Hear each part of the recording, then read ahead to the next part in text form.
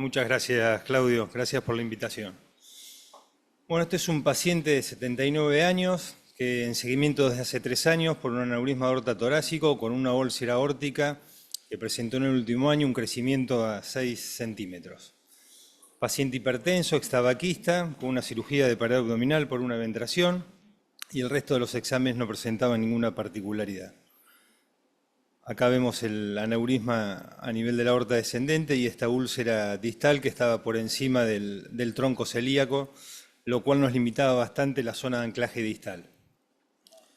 Estas son un poco las mediciones, el sitio de anclaje proximal y el sitio distal donde vemos esta úlcera que tenía y vemos que realmente el sitio donde terminaba la úlcera, y se fijan, no sé si hay un láser.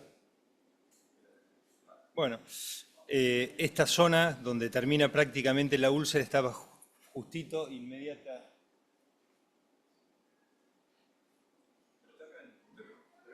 ¿Está?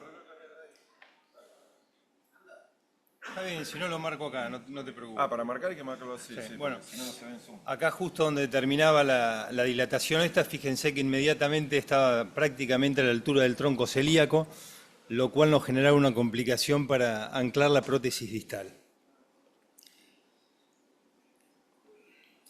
Por lo tanto que teníamos que tratar de ir a zona 7, o sea, pasando el tronco celíaco, digamos, en realidad pasando la mesentérica superior, era el único sitio donde teníamos una aorta sana para poder anclarnos distalmente y evitar un endolic distal.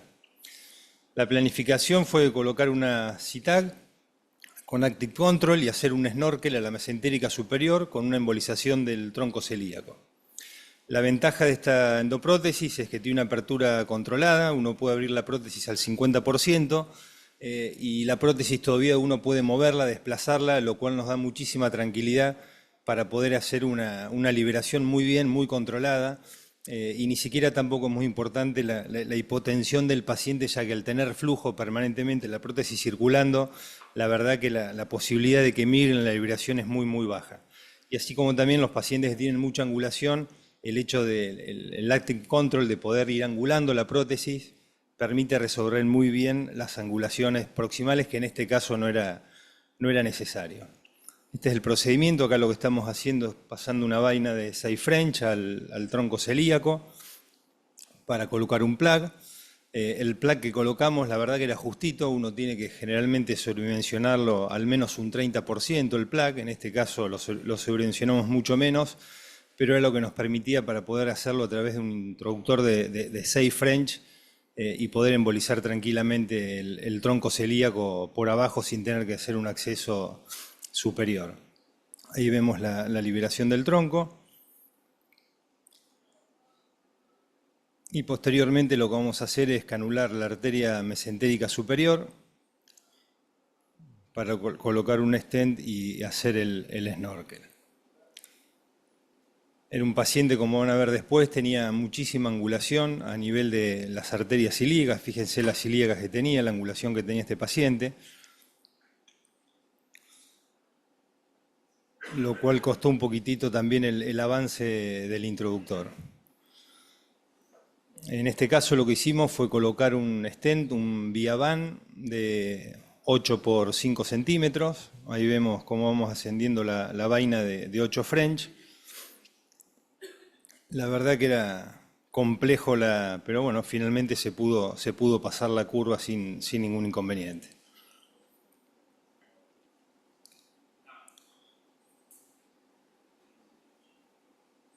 Ahí ya tenemos el introductor colocado en la arteria mesentérica superior.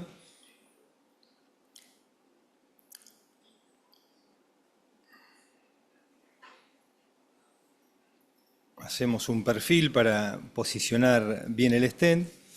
Y en este caso, como les dije, optamos por colocar un stent autoexpandible, un Viavan, porque pensamos que se iba a acomodar mejor a la curva.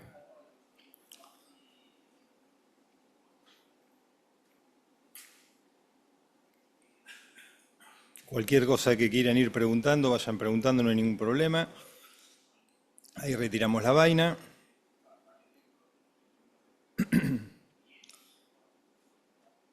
Y ahí vamos a hacer la liberación del stent.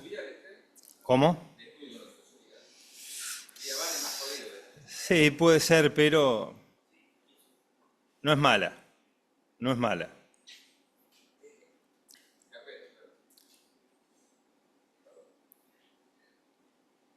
Ahora vamos a hacer la dilatación. Vamos avanzando un poquito más rápido.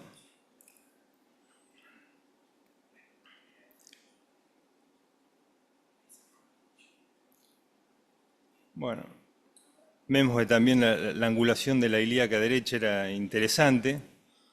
Ahí logramos pasar la Lunder. Generalmente cuando tenemos estas angulaciones conviene pasar la Lunder sobre un introductor mallado, que eso nos va a dar mucha más seguridad y evitarnos cualquier complicación en el eje ilíaco, ¿no? Generalmente a través de un catéter con esas angulaciones es bastante difícil muchas veces subir la prótesis. Si se fijan, dejamos el balón en el stent y fíjense que cuando subimos la prótesis nos llevamos el stent. Así que lo que hacemos en estos casos es importante tener el balón para hacer dilatar el balón y fijarlo y evitar cualquier complicación con la endoprótesis y llevarnos el stent puesto.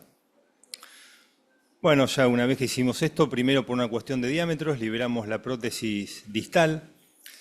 Fíjense lo que les decía del dispositivo este, la verdad que es sumamente generoso y amigable y la verdad que es sumamente seguro.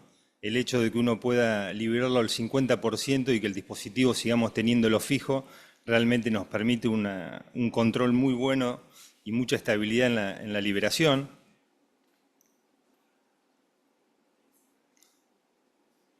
Acá estamos con a la altura de las arterias renales.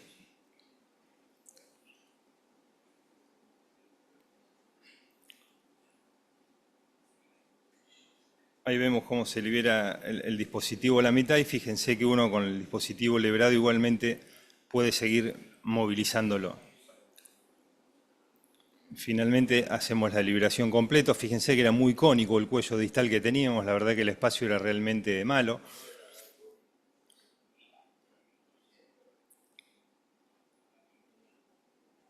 Y una vez que hacemos la liberación distal, vamos a avanzar el otro componente.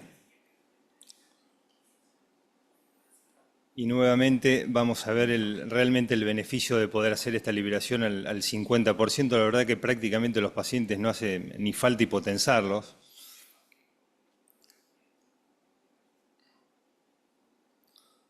Liberamos la prótesis un poquitito pasada del sitio donde queríamos desplegarla. Y con la prótesis liberada al 50, incluso metidos dentro de la otra prótesis, fíjense que la verdad que maniobrar la prótesis es realmente fácil. Y una vez que estamos en la posición deseada, ya hacemos la liberación completa. La verdad que esta prótesis ofrece muchos beneficios, ¿no?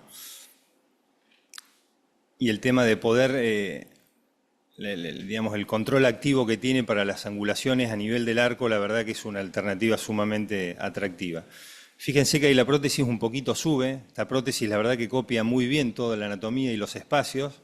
Y al dilatarla, fíjense, parte de esa úlcera que tenía ahí come un poquito más de prótesis y se acorta un poco, pero el stent queda justito a la altura inmediatamente por debajo del ostium de la arteria mesentérica. Acá vemos el control final.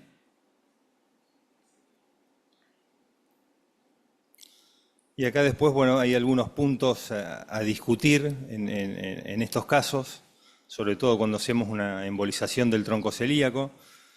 Van a ver que por circulación colateral se llena muy bien todo lo que es arteria a través de la gastroduodenal, como va para la arteria hepática, esplénica y como vemos toda la circulación del tronco celíaco permeable. El paciente no presentó complicaciones posterior al procedimiento y se le dio del alta a las 24 horas con doble antidegradación.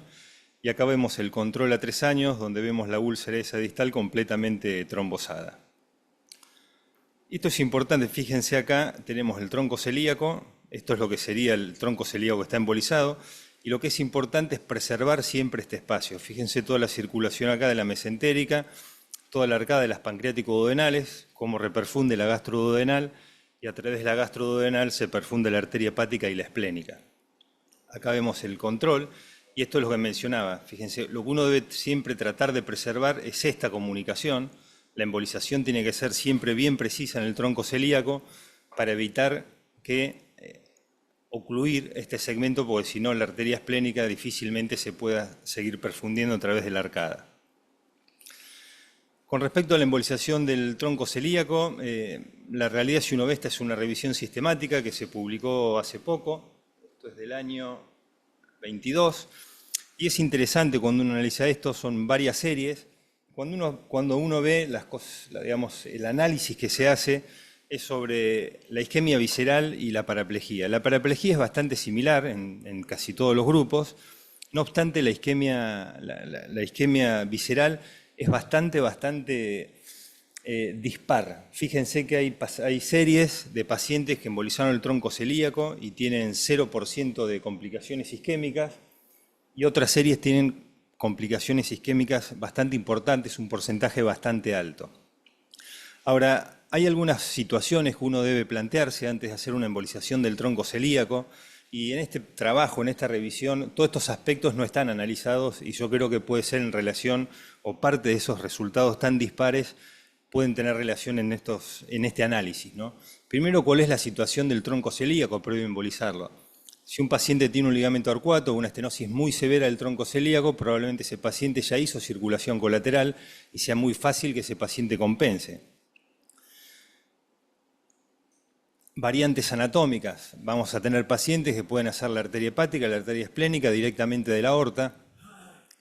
Situaciones previas de la mesentérica superior inferior también, o sea, tenemos que tener claro que una mesentérica superior tenemos que tenerla de buen calibre para asegurarnos que tengamos una adecuada perfusión y mantener esa circulación colateral. ¿Cuál es la indemnidad de la arcada pancreático-duodenal? Ver si el paciente tuvo cirugías gastroduodenales previas, cirugías pancreáticas, si tuvo estos pacientes embolizaciones por hemorragias digestivas. Todo esto va a ser lo que nos va a permitir de asegurarnos de tener una buena circulación colateral. Y después la técnica de embolización, como dijimos, embolizar el tronco celíaco, hay que tener mucho cuidado con la bifurcación del tronco y con la gástrica izquierda, ¿no? La recomendación es nunca usar coils, es bastante difícil y poco preciso. La embolización y lo ideal es tratar de embolizar el tronco con un plug, que vamos a estar seguros en la posición correcta y preservar la comunicación entre la arteria hepática y la arteria esplénica. Este es otro caso donde vemos lo mismo. Fíjense que esta es la arteria mesentérica superior, que está sana, preservada la arcada de las pancreático-duodenales, y ese es el segmentito del tronco celíaco ya ocluido, y ese es el punto donde nosotros tenemos que asegurarnos de que siempre mantenerlo, preservar esa conexión para asegurarnos la correcta perfusión de todas las ramas viscerales. Lo que no sabemos es qué puede pasar en el futuro con esto, o sea, la realidad es que hay muy pocos reportes de qué pasa en los pacientes que embolizamos un tronco celíaco. Fíjense, esta paciente es una paciente joven que tiene un ligamento arcuato, y como consecuencia hacen aneurismas de las arterias de las pancreático-duodenales. Si bien estos son pacientes jóvenes sin enfermedad vascular periférica, a diferencia de los pacientes que tratamos con patología aórtica, bueno, con los años estos pacientes desarrollan estos aneurismas y la realidad es que no tenemos idea qué puede pasar con estos enfermos a los que le ocluimos el tronco celíaco.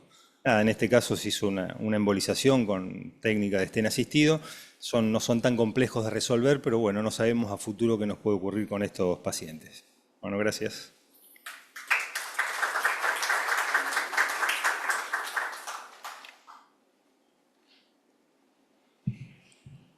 Muy bueno, Martín, porque en general uno siempre tiene miedo a hacer ciertas cosas, pero a veces las tiene que hacer en caso de urgencia. Yo hice un par de casos de aneurismas rotos que hubo que ocluirle el tronco celíaco, pero es fundamental le diría, hacer una angiografía para ver la arteria gastroduodenal, las pancreático-duodenales superiores, ramas de la gastroduodenal y las pancreático-duodenales inferiores, ramas de la cólica media con comunicación con la arteria mesentérica superior. Es fundamental. Como paso previo, y es como la hipogástrica, hay que embolizar el tronco antes que se divida. Es clave. Es clave. En una época se hablaba de hacer test de oclusión para hacer esto, y la verdad que el test de oclusión, la realidad es que no sirve mucho. Yo creo que si uno toma todas las precauciones que dijimos, variantes anatómicas, cirugías previas, etcétera, en general la verdad que es muy raro que no compensen estos pacientes, ¿no? Y si uno tiene la patología muy cerca del tronco celíaco y hay una distancia de 15 milímetros, por ejemplo, entre el tronco celíaco y la mesentérica superior, con aorta saludable entre el tronco celíaco y la mesentérica superior, se puede embolizar el tronco celíaco y hacer un anclaje distal sin ocluir la mesentérica superior, pero el problema es la migración proximal. En ese caso, ahí veo de utilidad, por ejemplo, por colocarle endoanchors de fijación distal, que lo he hecho también en un par de casos, para evitar la migración proximal de la endoprótesis y asegurar que se va a mantener estable en esa pequeña zona de anclaje distal. No sé si lo hiciste, Martín. No, no lo hice, pero es una buena opción, sin duda. No sé si hay alguna otra pregunta. No, nada más. Felicitaciones por el caso, Martín. Realmente muy bueno. Son esas presentaciones que no te dejan dudas, porque las preguntas que me iban surgiendo me las respondiste todas. Muy bueno.